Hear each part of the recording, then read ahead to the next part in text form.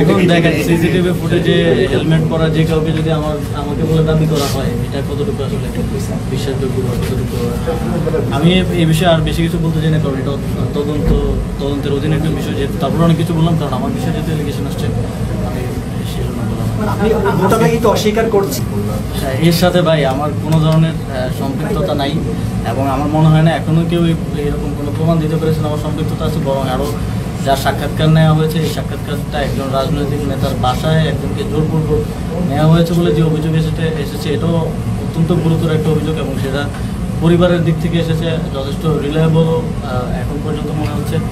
তো এর সাথে যে আমার সংশ্লিষ্টতার যে কথা বলা সেটা সম্পূর্ণ রাজনৈতিক উদ্দেশ্য প্রণীত, এবং অনেক কিছু আপনারাও ইতিপূর্বে দেখেছেন, আমরা সেগুলো ডিবাঙ্ক করেছি, এবং এখন দেখছেন, সামনেও হয়তো দেখবেন।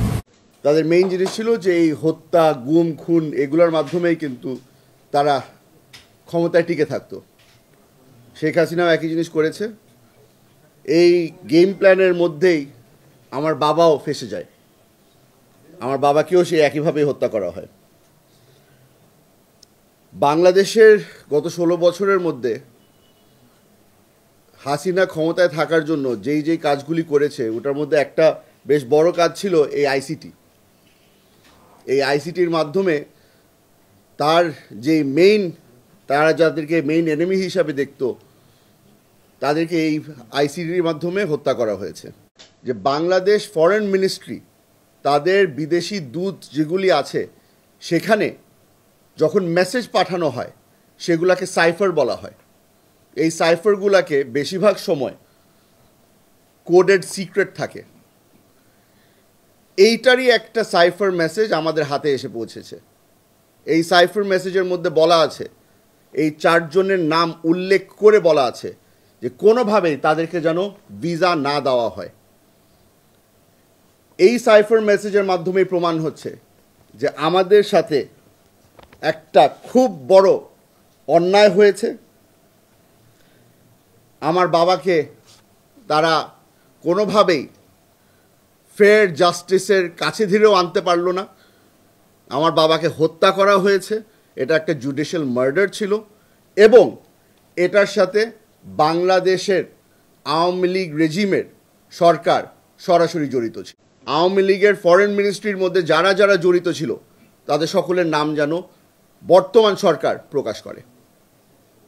আবারও বলছি, এই কাজের মধ্যে এটা অনেক বড় একটা কাজে আমরা উদ্যোগ নিয়েছি।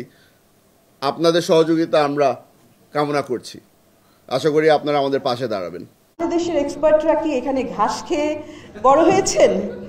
আমি তো বুঝতে পারি না। আমাদের দেশে তো এত এক্সপার্ট আছে, এখানে হাফ অফ দ্য অ্যাডভাইজার তারা কিন্তু এখানে কোনো ধরনের অভিজ্ঞতা নাই। মনে হচ্ছে যেন তারা এখানে ইন্টার্নশিপ করতে আছেন। Learning by doing. We do not need people, those who are learning, who have come here for learning by doing. We need experts, and we have ample experts. The private sector themselves are feeling the heat, and they know where the solution lies, and there are experts. So please, we are paying taxpayers. They are being paid from taxpayers' money. Sorry, this is not. ভারপ্রাপ্ত chairman নিয়োগটি সম্পূর্ণ অবৈধ, এবং যাকে নিয়োগ করা হয়েছে তারা সকলেই বহিষ্কৃত ছিলেন। জিএম কাদের ছাড়া অন্য কারো লাঙ্গল পাওয়ার কোনো সুযোগ আইনে নাই। কম্পিটিটিভনেস ছাড়া যদি একটি ভোট হয় এবং একটি সরকার হয়, সেই সরকার টেকসই হবে না। অর্থনীতি মুখ থুবড়ে পড়বে, পলিটিক্যাল হস্টিলিটি বাড়বে, এবং দেশ আস্তে আস্তে গৃহযুদ্ধের দিকে চলে যাবে।